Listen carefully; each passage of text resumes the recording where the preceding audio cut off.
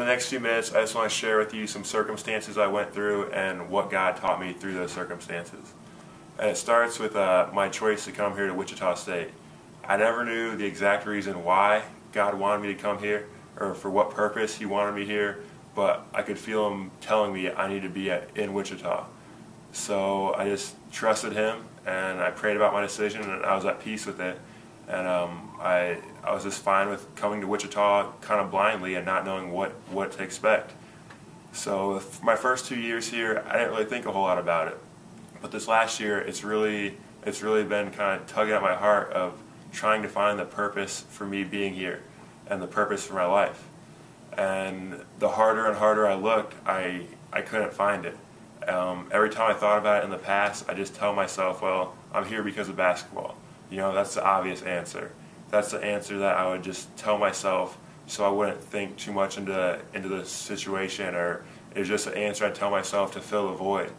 And as soon as basketball started to not go as planned this year, I really started to struggle. I started having a lot of doubts that maybe basketball isn't the reason why I'm here, and it could be for other reasons. And I kept searching for those reasons, and when I continued to come up empty, I started to look at the lives of people that are close to me and see how God worked in their life, and thought maybe it'll be the same with my life.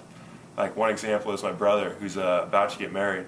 His freshman year of college, he hated it, was miserable, didn't like the school he was at.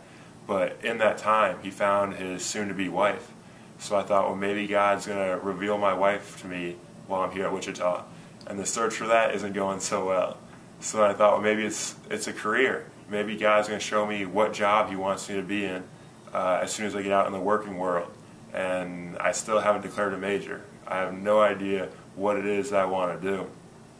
And the more and more I search for these things, the worse and worse I kind of got. My life kind of fell out of shape. I was staying awake at night, just sitting in my bed, thinking about these things and searching for answers. And I continued to come up emptier and emptier. And I just kind of told myself and was praying, I was like, God, I know You called me to be here for a reason. It'd be really great if You showed me that reason right now. And I kept waiting for that moment of revelation, or that time where it all comes together and you're like, that's it, that's why I'm here. And it didn't happen, and it still hasn't happened. So eventually I go to a close group of friends of mine and tell them, what I've been struggling with, and tell them the doubts that I've been having, and they give me some encouragement, tell me it's not that uncommon, and really they help me out. And the next day, one of them calls me and says, hey, thanks for sharing everything last night, and a lot of us go through it, and I read a daily devotion every day, and the one that I read today, you really need to hear. I really think it's gonna change how you look at your circumstance. So I was like, all right, I'll get it from you and read it. And it talked about Abram, and him and Sarah were trying to have kids, and they continued to pray to God, God, let us have kids. I don't understand why we can't have kids. And God was saying, no, just wait. You're not ready. Just wait. And they took it into their own hands to try to have kids. They disobeyed God. And Abraham ends up getting one of his maids pregnant. And so in theory, I guess they achieved what they were trying to, but the Bible tells us that the child wasn't right. He was a wild child, that his hands were against every man, and every man's hands were against him. So I guess they achieved what they wanted to, but because it wasn't a part of God's plan, it really didn't work out the way that it was supposed to be. The devotion went on to say, sometimes you have to just wait, do nothing, and wait on God's plan. And you don't want to have that lag time to where you do completely nothing and fall behind God's plan and almost disobey Him by that way.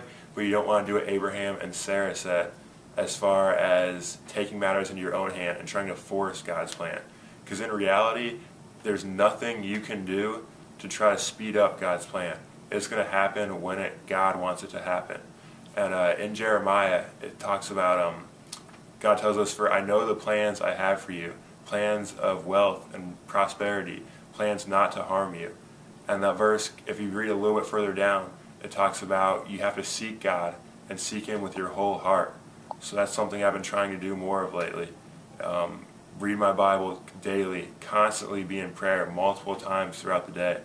And I still don't know the reason why God called me here to Wichita, but I definitely can't wait to find out now.